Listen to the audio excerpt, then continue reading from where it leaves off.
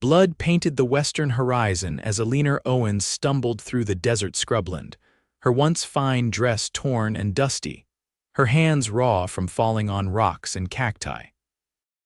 3 days since they'd forced her onto a stagecoach and abandoned her miles from anywhere, with nothing but the clothes on her back and her wedding ring.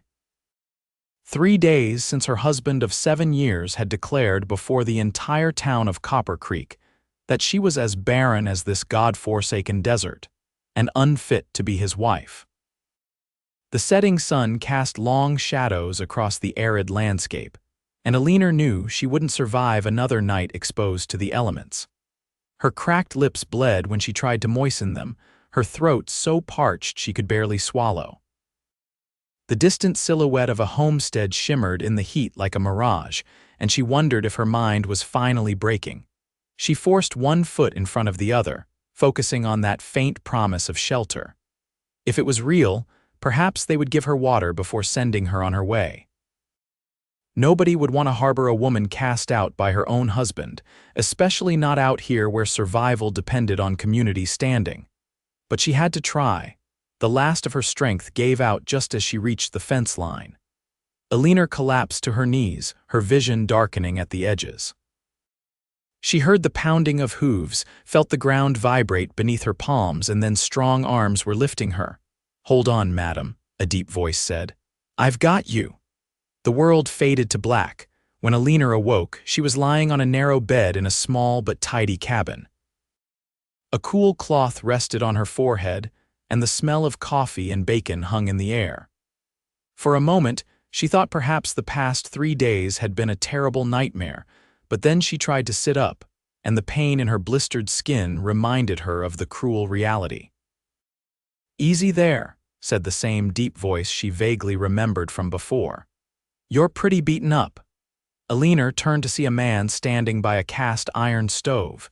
He was tall, with broad shoulders and sun-darkened skin that spoke of years working outdoors. His dark hair was overdue for a trim, and stubble shadowed his jawline. Not much older than her own 26 years, she guessed. "Where am I?" she managed to croak. The man poured water from a pitcher into a tin cup and brought it to her. "Broken Spur Ranch." "About 20 miles south of Copper Creek. I'm Hank Evans." Eleanor took the cup with trembling hands, forcing herself to sip slowly though she wanted to gulp it down. "Eleanor Owens," she replied, then hesitated. "Or at least I was." Hank's expression darkened. "You're Lawrence Owens' wife." She looked down at her hands, at the gold band she still wore. "Not anymore, it seems." "I heard talk in town," Hank said carefully. "Wasn't sure I believed it. Man casting out his own wife like that. It ain't right." Eleanor felt tears pricking at her eyes and blinked them back. 7 years of marriage without a child, and Lawrence had finally lost patience. His family name would die out, he declared, and it was all her fault. "What will you do now, Mrs. Owens?" She looked up at him, this stranger who had saved her life. "I don't know," she admitted. "I have no family, no money. Lawrence made sure everyone in town knew I was defective." Hank's jaw tightened.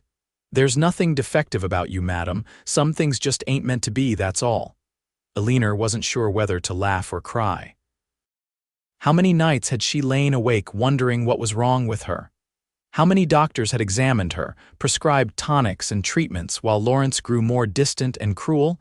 "You can stay here until you're back on your feet," Hank offered, turning back to the stove. "I've got a spare room." "It ain't much, but it's clean." "Why would you help me?" Eleanor asked, suspicion creeping into her voice. Men didn't offer shelter to strange women without expecting something in return. Lawrence had taught her that. Hank looked at her over his shoulder, his expression unreadable. "My ma raised me to help folks in need. That's all." And so Eleanor Owens found herself living at Broken Spur Ranch, in a small bedroom off the main cabin that Hank explained had belonged to his mother before she passed, 2 years prior. The ranch was modest, 100 acres, 30 head of cattle, a small vegetable garden and a few chickens, but it was well kept, a testament to Hank's hard work.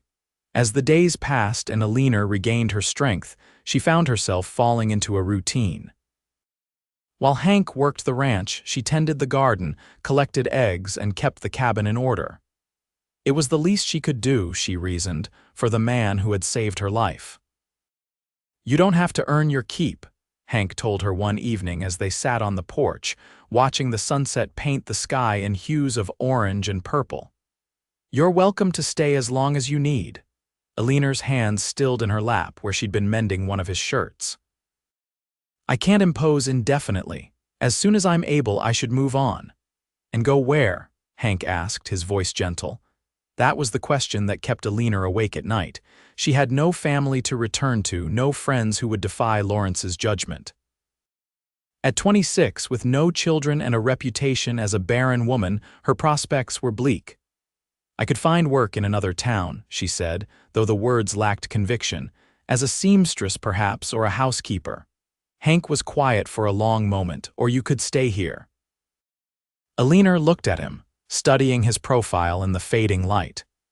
In the 2 weeks she'd been at Broken Spur, she'd learned that Hank Evans was a man of few words but deep integrity. He worked from sunrise to sunset, rarely went to town except for supplies, and never complained about the solitary life he led. "Why would you want me to stay?" she asked softly. Hank kept his eyes on the horizon. "Gets lonely out here. Nice having someone to talk to at the end of the day." It wasn't much of an explanation, but Eleanor understood loneliness. Despite 7 years of marriage, she'd often felt more alone with Lawrence than she did now with Hank. "I'll stay," she said finally. "For now."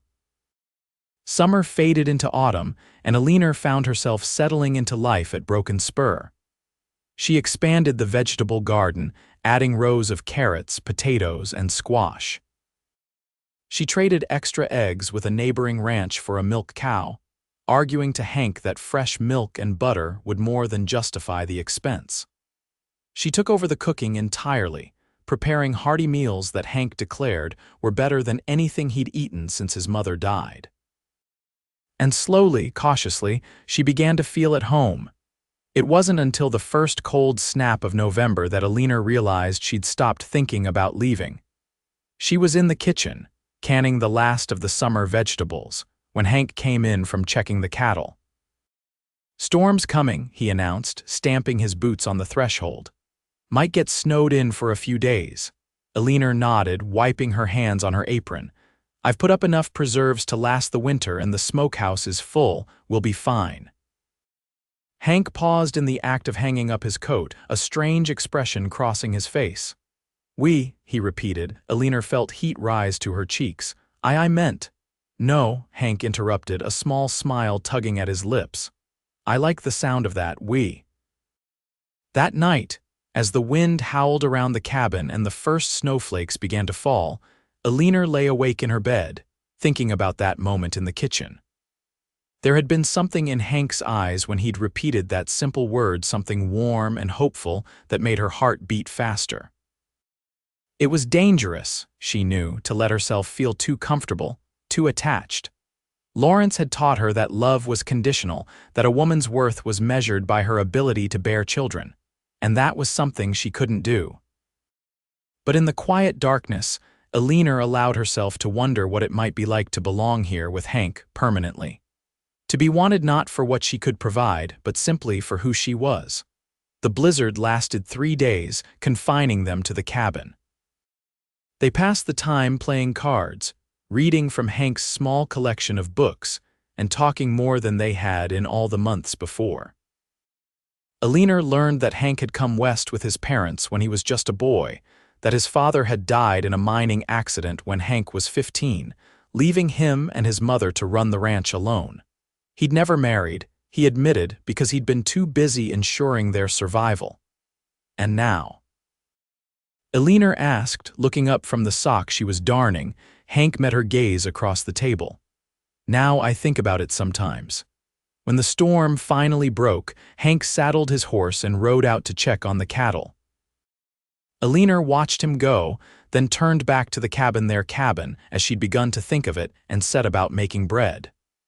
The rhythmic kneading of the dough soothed her, gave her time to think. She was no longer Eleanor Owens' discarded wife. Here at Broken Spur, she was simply Eleanor, and for the first time in years that felt like enough. The bread was just coming out of the oven when she heard hoofbeats in the yard. Expecting Hank, she was surprised to see two riders through the window, Hank and another man she didn't recognize. "Eleanor," Hank called as he entered, stamping snow from his boots. "This is Dr. Mitchell from over in Green Valley. Found him stuck in a drift about 5 miles out." The doctor, a middle-aged man with kind eyes and a salt and pepper beard, tipped his hat to her. "Mrs. Owens, I presume." "Mr. Evans has been singing your praises all the way here." Eleanor felt herself blush as she offered the men coffee and fresh bread. Dr. Mitchell accepted gratefully, explaining that he'd been returning from a house call when the storm had caught him by surprise. "Lucky Mr. Evans found me when he did," the doctor said, warming his hands around the coffee cup. "Another hour and I might have been in serious trouble."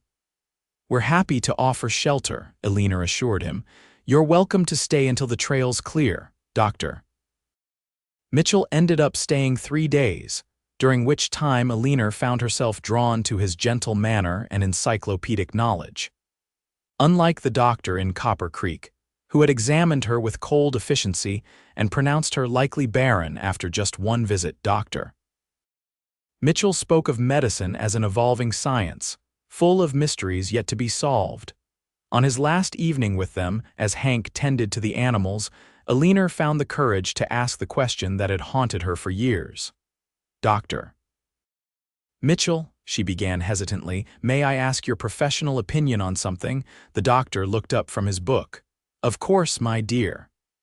Eleanor twisted her hands in her lap. Is it always the woman's fault when a couple cannot have children, Doctor?" Mitchell's expression softened with understanding. "Absolutely not," he said firmly. "In my experience, the inability to conceive can be attributed to either partner or sometimes to no discernible cause at all. Medicine still has much to learn about human reproduction." A weight Eleanor hadn't realized she was carrying seemed to lift from her shoulders. "So there might be nothing wrong with me at all. There might be nothing wrong with either party," the doctor said gently. "Sometimes these things simply aren't meant to be, and sometimes—" He hesitated. "Sometimes a change in circumstances can make all the difference." When Dr. Mitchell departed the next morning, he left Eleanor with a small book on women's health and a promise to return in the spring to check on them. Hank saw him off, then came back to find Eleanor at the kitchen table, turning her wedding ring around and around on her finger. Without a word, Hank sat across from her and waited. "I think it's time I took this off," Eleanor said finally. "I'm not his wife anymore. I haven't been for months." Hank nodded, his expression carefully neutral. "If that's what you want." Eleanor slid the gold band from her finger, feeling lighter with each millimeter it moved. When it finally came free, she held it in her palm for a moment, then set it on the table between them. "I don't know who I am without it," she admitted. "I've been Lawrence Owens' wife for so long." Hank reached across the table and covered her hand with his own, calloused palm warm against her skin. "You're Eleanor," he said simply. "That's more than enough." Winter deepened, bringing short days and long nights. Eleanor and Hank fell into new routines, working side by side to keep the ranch running through the harsh weather. They took their meals together, sat by the fire in the evenings, and slowly, the space between them seemed to shrink. One night in January, as a particularly fierce storm rattled the windows, Eleanor woke to the sound of Hank shouting. Without thinking, she threw back her covers and hurried to his room, finding him thrashing in the grip of a nightmare. "Hank," she called, laying a hand on his shoulder. "Hank, wake up, you're dreaming." He came awake with a gasp, eyes wild until they focused on her face. "Eleanor, you were having a nightmare," she explained, suddenly aware that she was standing beside his bed in only her nightgown. "Are you all right?" Hank sat up, running a hand through his hair. "Yeah," he said hoarsely. "Sorry I woke you." Eleanor should have returned to her room then, but something in his expression made her hesitate. "Do you want to talk about it?" He was quiet for so long that she thought he wouldn't answer. "Then, it's always the same dream. I'm back in that mine with my pa. I can feel it starting to collapse, but I can't get to him in time." Eleanor sat on the edge of the bed, her heart aching for the boy who'd lost his father and the man who still carried that guilt. "It wasn't your fault, Hank." "I know that," he said, though his voice suggested otherwise. Most days, anyway, without thinking, Eleanor reached out and took his hand. "We all carry things we can't change. The trick is not letting them define us." Hank looked at their joined hands, then up at her face. In the dim light from the dying fire in the hearth, his eyes were dark and unreadable. "How did you get so wise, Eleanor Owens?" "Not wise," she corrected softly, "just experienced in regret." Later, Eleanor would never be sure who moved first, only that suddenly his lips were on hers, gentle and questioning. She answered by leaning into the kiss, her hand coming up to rest against his cheek. When they parted, Hank rested his forehead against hers. "I've been wanting to do that for months," he confessed. Eleanor's heart hammered in her chest. "Why didn't you?" "Wasn't sure you were ready, wasn't sure you'd want me." She thought of all the kindnesses he'd shown her, the quiet strength that had become her anchor in a world turned upside down. "I want you," she whispered. "I just don't know if I can give you what you deserve." Hank pulled back slightly, his brow furrowed. "What do you mean?" Eleanor gestured helplessly. "A family, children, I'm Barren, Hank. That's why Lawrence cast me out." Hank's expression hardened. "Lawrence Owens is a fool," he said flatly. "And even if you never bear a child, Eleanor, you're still worth loving." The words hung in the air between them, heavy with meaning. Eleanor felt tears spring to her eyes. "You love me." Hank brushed a strand of hair from her face, his touch achingly tender. "I think I started falling for you the moment you started arguing with me about that milk cow. Never met a woman so determined." Eleanor laughed through her tears. "That cow has given us good milk." "She has," Hank agreed, smiling. "You were right. You usually are." Eleanor leaned forward and kissed him again, letting herself believe, for the first time in years, that she might have a future worth hoping for.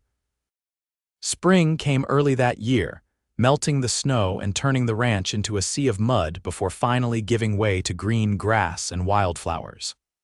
Eleanor and Hank were married in April, a simple ceremony performed by the circuit preacher with Dr. Mitchell and a few neighboring ranchers as witnesses. "Are you sure?" Eleanor had asked the night before, lying in Hank's arms. "There are younger women who could give you children." Hank had kissed her forehead, her cheeks, her lips. "I'm sure about you, Eleanor Owens. The rest will work itself out." And for a time, it seemed that life at Broken Spur couldn't get any sweeter. Eleanor threw herself into making the ranch prosper, suggesting they expand the vegetable garden and add fruit trees. Hank, who had never been particularly interested in crops, was nonetheless supportive of her ideas. "Never thought I'd be a farmer," he joked as they planted apple saplings one warm May afternoon. Eleanor wiped sweat from her brow, leaving a streak of dirt across her forehead. "You're not. You're a rancher with a very clever wife." Hank laughed and pulled her into his arms, not caring about the dirt. "The cleverest," he agreed, kissing her soundly. It was Dr. Mitchell who first noticed the change in Eleanor during his promised spring visit. He observed her carefully as she served dinner, noting how she avoided the coffee she usually enjoyed and pushed the meat around on her plate. "Mrs. Evans," he said casually as Hank stepped outside to fetch more firewood, "how have you been feeling lately?" Eleanor looked up, surprised by the question. "Well enough, I suppose, a bit tired, but there's always so much to do in spring. Any nausea, particularly in the mornings?" Eleanor stilled, her fork halfway to her mouth. "How did you know?" The doctor smiled gently. "It's my job to notice these things. How long has it been since your monthly courses?" Eleanor set down her fork, her mind racing as she counted back. "Almost 2 months," she whispered. "But that can't. I can't." "As I told you before, doctor." Mitchell said, "Sometimes a change in circumstances can make all the difference. A new husband, a new life, less stress. The human body is a mysterious thing." When Hank returned with an armload of wood, he found Eleanor sitting very still, her face pale. "What's wrong?" he asked, immediately concerned. Dr. Mitchell stood, gathering his medical bag. "I believe your wife has some news for you, Mr. Evans. I'll see myself out and come back in the morning to check on things." Once the doctor had gone, Hank knelt beside Eleanor's chair. "Eleanor, you're scaring me." "Are you ill?" She looked at him, tears filling her eyes. "Dr. Mitchell thinks I might be with child." Hank's expression froze, then transformed with dawning wonder. "A baby, our baby," Eleanor nodded, still hardly daring to believe it herself. "It seems impossible after all this time, but—" Hank whooped, lifting her from the chair and spinning her around.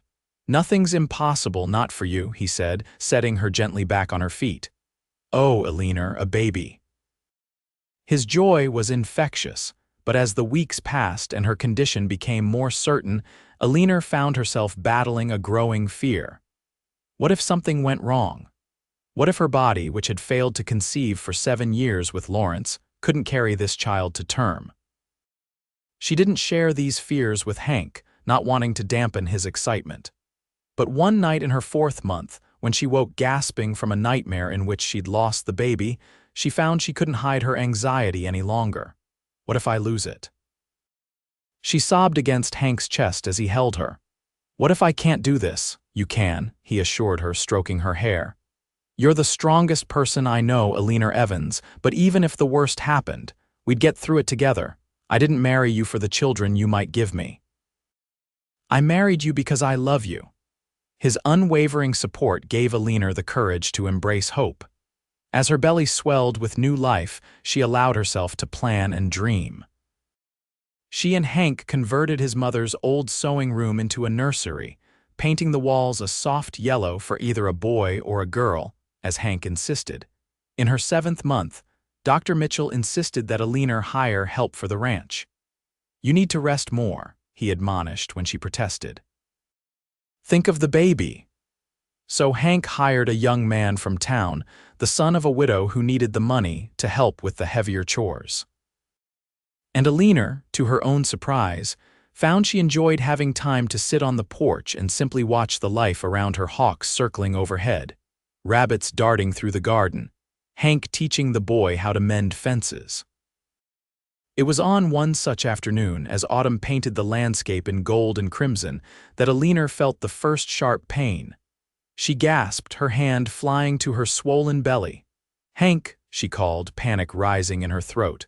"Hank, something's wrong." He was at her side in an instant, his face etched with concern. "What is it? Is it the baby?" Another pain gripped her, stronger than the first. I think it might be coming, but it's too early, Hank. It's too early." Hank sent the boy riding for Dr. Mitchell while he helped Eleanor to their bed. The pains were coming faster now, more intense with each wave. "Breathe," Hank encouraged, holding her hand. "Just breathe, sweetheart. The doctor will be here soon." But the baby wasn't waiting for Dr. Mitchell. By the time the doctor arrived, Eleanor was deep in the throes of labor, her face flushed and damp with sweat. "The baby's coming early," Dr. Mitchell confirmed after examining her. "But not dangerously so. 7.5 months is viable, Mrs. Evans." Eleanor clutched Hank's hand as another contraction tore through her. "Will it be all right? Babies have their own schedules," the doctor said, rolling up his sleeves. "And this one seems determined to meet its parents. Now, when the next pain comes, I need you to push."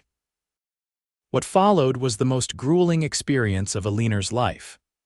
Hours of pain, of pushing and resting, of Hank's steady presence beside her, wiping her brow, murmuring encouragement.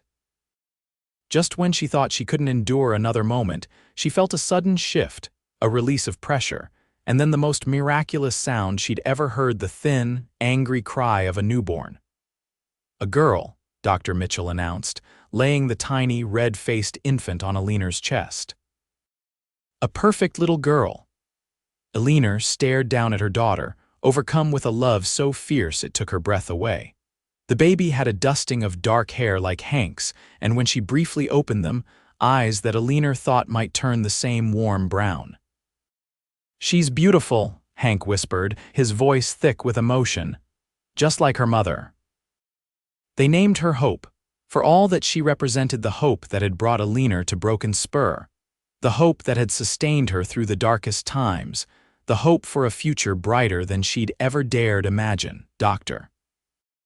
Mitchell stayed for 3 days, ensuring that both mother and baby were thriving before he returned to his practice in Green Valley. "She's small," he acknowledged, "but she has her mother's determination.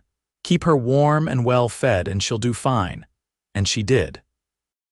Hope Evans grew stronger each day, her tiny fists punching the air, her lungs proving remarkably powerful for such a small being. Eleanor recovered quickly from the birth, eager to take up her role as a mother. "You were made for this," Hank told her one evening as she nursed the baby, the firelight casting a golden glow over them both. "Look at you, Eleanor, you're radiant." She smiled up at him, this man who had saved her in more ways than one. "I never thought I'd have this," she admitted. "A husband who loves me, a child of my own," after Lawrence. Hank's jaw tightened at the mention of her former husband. "He didn't deserve you, never did." Eleanor shook her head. "I'm grateful in a way. If he hadn't cast me out, I never would have found you, never would have had hope." As if recognizing her name, the baby unlatched and turned her head, dark eyes seeking her father's face. Hank reached down, letting her grasp his finger in her tiny fist. "Smart girl," he said proudly. "Already knows her pa."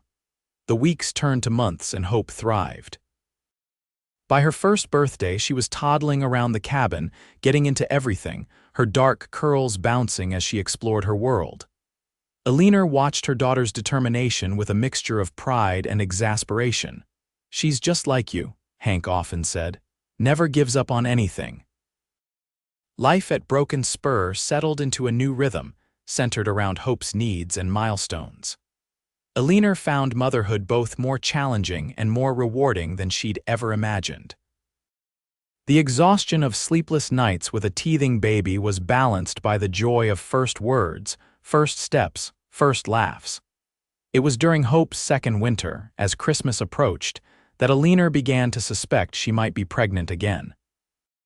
The familiar symptoms, the nausea, the fatigue, the tenderness were unmistakable. But she held the secret close, wanting to be sure before she shared the news with Hank. Dr. Mitchell, making his usual winter visit, confirmed her suspicions. "Quite healthy," he pronounced after examining her. "About 3 months along, I'd say. The baby should arrive in late spring." Eleanor waited until Hope was asleep that night before telling Hank. They were sitting by the fire, she mending one of Hope's dresses while he whittled a new toy for the child. "Hank," she began, setting aside her sewing. "Do you remember what you gave me for Christmas 2 years ago?" He looked up, a puzzled smile on his face. "A silver hairbrush, the one that was my mother's." Eleanor shook her head, her hand moving to rest on her still flat stomach. "No, Hope. She was growing inside me that Christmas, though we didn't know it yet." Understanding dawned slowly on Hank's face. "Eleanor, are you saying?" She nodded, tears of happiness welling in her eyes. "We're having another baby." Hank set aside his whittling and moved to kneel before her chair, placing his hands reverently on her abdomen. "Another miracle," he whispered. "Dr. Mitchell says the baby will come in late spring," Eleanor told him, covering his hands with her own. "He says everything looks perfect." Hank leaned up to kiss her, his joy palpable. "Another child," he marveled. "When I found you collapsed by my fence 3 years ago, I never imagined." "Nor did I," Eleanor agreed. "I was so sure I was barren, so sure I'd never have a family of my own." "Lawrence Owens was wrong about many things," Hank said, his expression turning serious. "But never more so than when he cast you out. His loss has been my greatest blessing." Eleanor thought of the path that had led her here, the pain and rejection that had nearly broken her, the kindness of a stranger that had saved her, the love that had healed her. And now this, a second child growing beneath her heart, proof that sometimes life's cruelest moments could lead to its greatest joys. "Our greatest blessing," she corrected, pulling Hank close. "Yours and mine and Hope's, and this new little one's too." Outside, snow began to fall, blanketing Broken Spur Ranch in pristine white. Inside, beside the crackling fire, Eleanor and Hank planned for the future, their voices low so as not to wake their sleeping daughter. They talked of expanding the cabin to make room for their growing family, of the spring planting, of Hope's delight when she learned she would be a big sister. And as the night deepened and the fire burned low, Eleanor marveled at the twists of fate that had brought her here. 3 years ago, she had been cast out, deemed worthless because she could not bear a child. Now she was Eleanor Owens, wife and mother with another baby on the way and a husband who cherished her for exactly who she was. "What are you thinking?" Hank asked, noticing her thoughtful expression. Eleanor smiled, leaning her head against his shoulder. "I'm thinking that sometimes the end of one story is just the beginning of a better one." As winter gave way to spring, Eleanor's belly grew round with new life.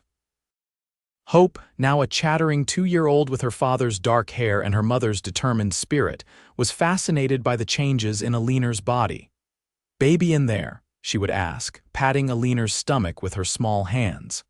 "Yes, sweetheart," Eleanor would answer. "Your little brother or sister is growing in there. Come out and play," Hope would command, making both her parents laugh. The April rains brought lush green grass for the cattle and made the vegetable garden flourish. Eleanor, in her 8th month, had reluctantly turned over most of the gardening to Hank and their hired hand, though she still supervised from the shade of a nearby tree, Hope playing at her feet.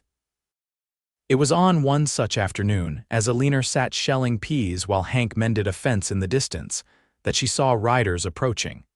3 men on horseback coming up the road from town. Something about their purposeful approach made her uneasy. "Hope," she called, struggling to her feet. "Come here, darling." The child obeyed, abandoning her game to run to her mother's side. Eleanor scooped her up, balancing her on one hip despite her unwieldy belly, and started toward the house.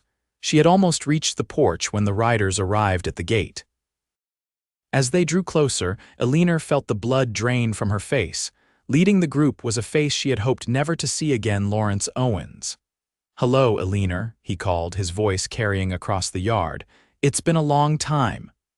Eleanor clutched Hope tighter, her heart hammering. "What do you want, Lawrence?" He dismounted, handing his reins to one of his companions. "Is that any way to greet your husband?" "Ex-husband," Eleanor corrected, her voice stronger than she felt. "You cast me out, remember, left me to die in the desert." Lawrence waved a dismissive hand. "A regrettable misunderstanding. I was angry, not thinking clearly." "A misunderstanding," Eleanor repeated, incredulous. "You called me Barren in front of the entire town, said I was useless as a wife." Lawrence's eyes dropped to her swollen belly, then to Hope, who was watching him with solemn eyes. "Clearly, I was mistaken. It seems you've been quite productive." The insinuation in his tone made Eleanor's skin crawl. "My family is none of your concern. Please leave." Lawrence took a step forward. "That's the thing, Eleanor. I've been doing some thinking. If you're capable of bearing children after all, perhaps our marriage deserves another chance." Eleanor stared at him, momentarily speechless with shock. After everything he'd done, after 3 years without a word, he thought he could simply reclaim her. "I'm married," she said finally, raising her left hand to show the simple gold band Hank had placed there. "Legally and happily married to another man," Lawrence's expression hardened. "Are you?" "Because I don't recall ever signing divorce papers." A cold dread settled in Eleanor's stomach. It was true, in the chaos of being cast out and nearly dying, formal divorce proceedings had never been initiated. She and Hank had married with the understanding that Lawrence's public repudiation constituted abandonment, which was grounds for dissolution of the marriage under territorial law. "You abandoned me," she said, trying to keep her voice steady. "You publicly declared our marriage over." "Without proper legal dissolution," Lawrence countered. "Which means, my dear, that you're still legally my wife. And those children," he nodded toward Hope and Eleanor's belly, "are legally mine." Eleanor felt sick. "That's not possible. You can't just— What's going on here?" Hank's voice cut through the confrontation. He strode across the yard, his expression darkening as he took in the scene. The hired hand followed a few paces behind, rifle in hand. "Hank," Eleanor said, relief washing over her, "this is Lawrence Owens, my former husband." Hank positioned himself between Eleanor and Lawrence.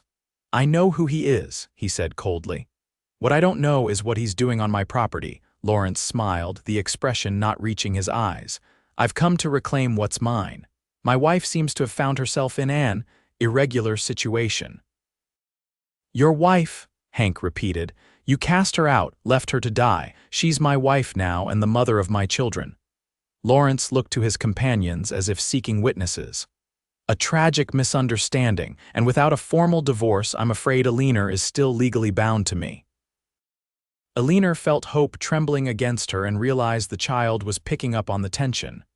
Hank, she said quietly, take Hope inside. He hesitated, clearly reluctant to leave her alone with Lawrence.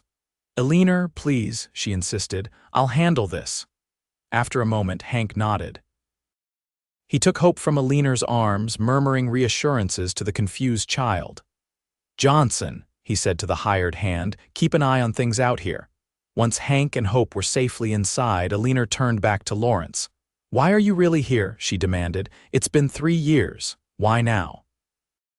Lawrence's facade of civility slipped slightly. Do you know what it's like, Eleanor, to be the man whose wife left him for a rancher, to be pitied and mocked? I didn't leave you, Eleanor reminded him. You cast me out. A mistake, Lawrence admitted, one I'm willing to rectify. You've proven you can bear children after all. My family name can continue. Eleanor stared at him, finally understanding. This isn't about me at all, is it? It's about your pride, your legacy. Lawrence stepped closer, lowering his voice. Come back to Copper Creek with me, Eleanor. Bring the girl if you must. We can say she's mine, that you were with child when you left. No one needs to know the truth. And my unborn child? Eleanor asked, one protective hand on her belly. What about this baby? Lawrence's expression turned calculating. If it's a boy, he'll be my heir. If it's a girl, well, we can always try again. The casual cruelty of it, the assumption that she would abandon Hank, that she would subject her children to a life with this man, left Eleanor breathless with anger. No, she said, the word like iron. I will never go back to you, Lawrence. Never. His face hardened. Don't be foolish, Eleanor. Without a legal divorce, your marriage to Evans is invalid. Those children are illegitimate. Is that the life you want for them? Before Eleanor could respond, the cabin door opened and Hank emerged, followed by an unexpected figure, Dr. Mitchell. Mr. Owens, the doctor called, approaching with a leather portfolio tucked under his arm. Just the man I hoped to find. Lawrence frowned at the interruption. Do I know you, Dr. Emerson Mitchell? The doctor introduced himself. I've been treating your former wife for the past 3 years. And I happen to have something that might interest you. He opened the portfolio and extracted a document, holding it out to Lawrence. Divorce papers, he explained.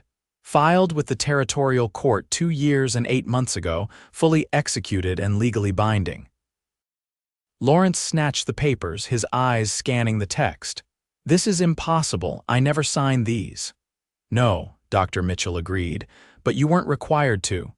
The court granted the divorce on grounds of abandonment and cruelty. Your public repudiation of Mrs. Owens, now Mrs. Evans, was witnessed by half the town of Copper Creek. The judge found it quite compelling. Eleanor stared at the doctor in shock. You filed for divorce on my behalf? Dr. Mitchell smiled gently. I suspected a man like Mr. Owens might someday regret his hasty decision. I thought it prudent to ensure your future was legally secure. Lawrence's face had turned an alarming shade of red. This is outrageous. I'll contest it. I wouldn't advise that, doctor. Mitchell interrupted, his tone mild but firm. The judge was quite thorough in his investigation. Several witnesses attested to your harsh treatment of Eleanor during your marriage. Opening those old wounds might not reflect well on you, Mr. Owens. Lawrence looked from the doctor to Eleanor, his expression a mixture of rage and calculation. Finally, he thrust the papers back at Dr. Mitchell. Keep her then, he spat. A barren woman who suddenly bears children after leaving her husband, everyone will know what she is. A beloved wife and mother, Hank said, moving to stand beside Eleanor. That's what she is, Owens, and if you ever come near my family again, you'll regret it. Lawrence looked as if he might argue further, but something in Hank's steady gaze made him reconsider. With a final, venomous glance at Eleanor, he turned and stalked back to his horse. "This isn't over," he warned as he mounted. "Yes," Eleanor said calmly, "it is." They watched in silence as Lawrence and his companions rode away, the dust from their horses' hooves hanging in the air like a departing storm. Once they were out of sight, Eleanor turned to Dr. Mitchell. "Did you really file those papers?" The doctor smiled, handing the document to her. "The moment I returned to Green Valley after my first visit here, I could see what was developing between you and Mr. Evans, and I wanted to ensure there would be no legal complications." Eleanor examined the paper, noting the official seal of the territorial court. "I don't know how to thank you. There's no need," Dr. Mitchell assured her. "Though I would like to examine you before I go, that confrontation couldn't have been good for you or the baby." As Dr. Mitchell had suspected, the stress of Lawrence's visit had taken a toll.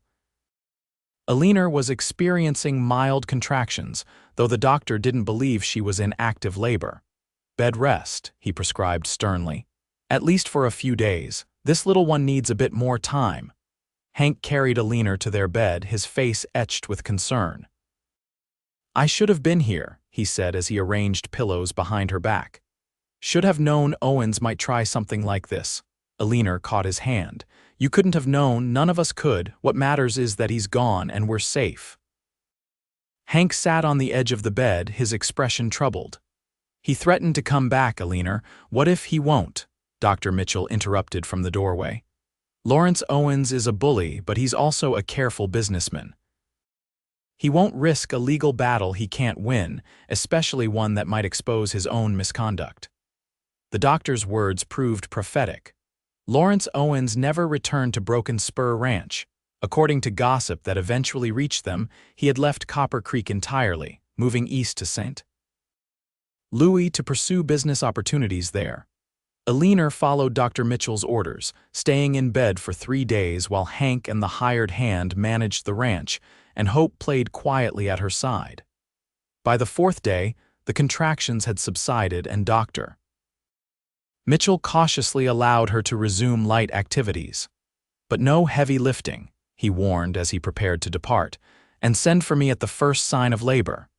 6 weeks later, on a perfect June morning, Eleanor gave birth to a healthy baby boy. Unlike Hope's early arrival, this birth was straightforward and relatively quick. By noon, Eleanor was propped up in bed, her newborn son nursing contentedly at her breast while Hank helped an excited Hope climb up to meet her brother. "Baby out now," Hope announced, peering curiously at the infant. "Can play," Eleanor laughed, her heart so full it felt it might burst. "Not just yet, sweetheart. He's too little for playing, but you can help Mama take care of him." Hope nodded solemnly, reaching out a tentative finger to touch her brother's downy head. "My baby," she declared. "What shall we call him?" Hank asked, his eyes never leaving the tiny face of his son. Eleanor looked down at the child in her arms, this perfect being who had come into the world surrounded by love instead of doubt and recrimination. "What about Mitchell?" she suggested. "For the man who helped make our family possible." Hank smiled, nodding his approval. "Mitchell Evans. It's a good, strong name." As the summer progressed, life at Broken Spur settled into a new rhythm. Eleanor recovered quickly from the birth, soon able to resume most of her duties while caring for Mitchell and keeping up with the ever-energetic Hope. Hank hired a permanent ranch hand to help with the expanding operation, allowing him more time with his family. One evening in late August, as they sat on the porch watching the sunset, Hope and Mitchell both asleep inside, Eleanor thought about how far she had come from that desperate day 3 years ago when she'd collapsed at Hank's fence line. "Penny for your thoughts," Hank said, reaching over to take her hand. Eleanor smiled, lacing her fingers through his. "I was just thinking about the day we met, about how close I came to never finding this life, this happiness." Hank brought her hand to his lips, pressing a kiss to her knuckles. "I thank God every day that I found you when I did." "I used to wonder why Lawrence couldn't love me," Eleanor admitted softly. "What was wrong with me that made me unworthy of his love? Now I realize the question was backward all along." It wasn't that I was unworthy of his love, he was unworthy of mine. Hank pulled her closer, wrapping an arm around her shoulders. You deserved better than him, always did. Eleanor rested her head against his chest, listening to the steady beat of his heart. I got better, she said simply. I got you. As the first stars appeared in the darkening sky, Eleanor thought of all the nights she'd spent alone in her first marriage, staring at those same stars and wishing for a child. Now she had 2 beautiful children and a husband who loved her completely, who saw her not as a vessel for his legacy, but as a partner in building something meaningful together. The woman who had been cast out for being barren had found a home where she could flourish, a love that accepted her completely, and a family that had seemed impossible just a few years before. Whatever challenges life might bring, Eleanor knew she would face them with Hank beside her, with Hope's determination and Mitchell's sweetness to remind her of what truly mattered. I love you, Hank Evans, she whispered, his arms tightened around her. And I love you, Eleanor Owens. Until the day I die. As darkness fell over Broken Spur Ranch, Eleanor closed her eyes, content in the knowledge that sometimes life's harshest rejections could lead to its greatest blessings. She had been cast out, but in that casting out she had found her way home. 5 years later, Broken Spur Ranch had transformed from a modest homestead into one of the most prosperous operations in the territory.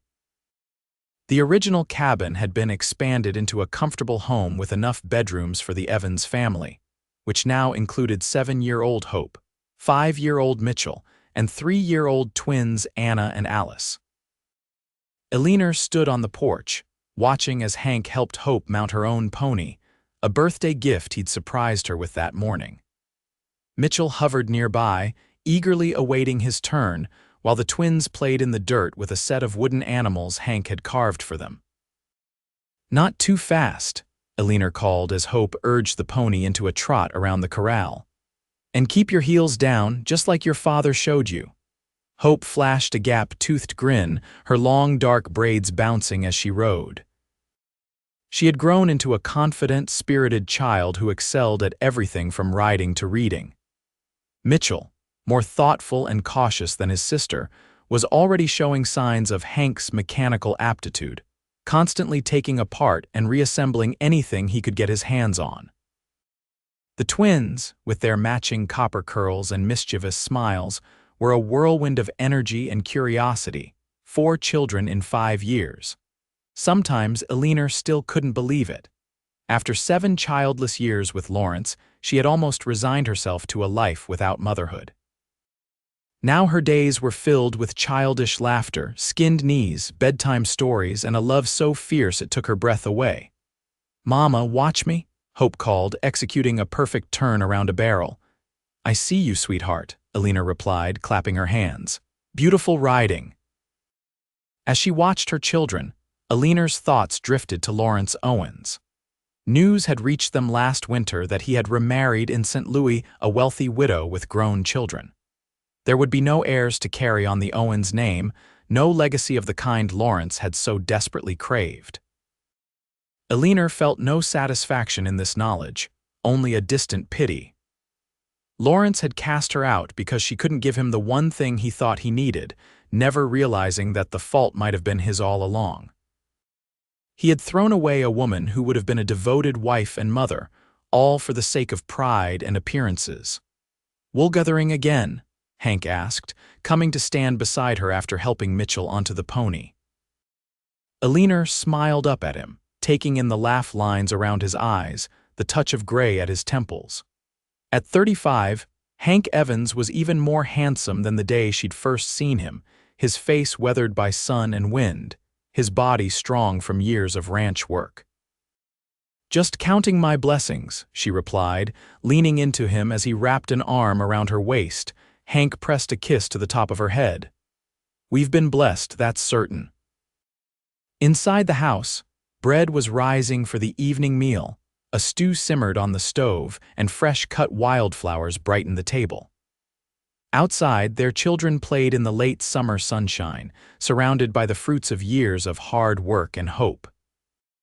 Eleanor thought of the desperate woman she had been, stumbling through the desert with nothing but her wedding ring and shattered dreams.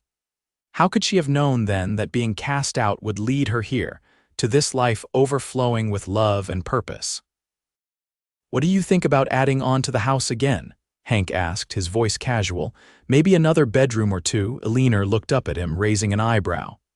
"Are you planning on hiring more hands?" A slow smile spread across Hank's face. "Not exactly, just thinking about the future." "Our future?" Eleanor felt a warmth bloom in her chest. After 5 children in 7 years, she had thought perhaps their family was complete, but looking at Hank's hopeful expression, she realized she wasn't ready to close that door just yet. "Another bedroom might be nice," she agreed, smiling. "Or 2. Hank's answering grin was like the sun breaking through clouds. He pulled her close, his lips finding hers in a kiss that, even after 7 years of marriage, still made her heart race. "I love you, Eleanor Owens," he whispered against her mouth. "More today than yesterday, and not as much as tomorrow." As their children's laughter filled the air around them, Eleanor felt a perfect contentment settle over her. The woman who had been cast out for being barren had found not just a home, but a legacy of love that would endure far longer than any family name. "And I love you, Hank Owens," she replied, "for giving me everything I never knew I could have." Hope called for their attention, proudly demonstrating a new riding skill. Mitchell clapped enthusiastically, while the twins abandoned their toys to press against the corral fence, wide-eyed with admiration for their big sister. Hank kept his arm around Eleanor as they watched, their family complete and thriving under the vast western sky. The desert that had nearly claimed Eleanor's life had, in the end, delivered her to her destiny. Cast out and broken, she had found her way to Broken Spur Ranch, to a man whose quiet strength had given her the courage to believe in herself again, and to the children who had proven that sometimes miracles come not in the way we expect, but in the way we need. And as the sun began its descent toward the distant mountains, painting the ranch in hues of gold and amber, Eleanor knew with absolute certainty that being cast out had been not an ending, but the beginning of the life she was always meant to live.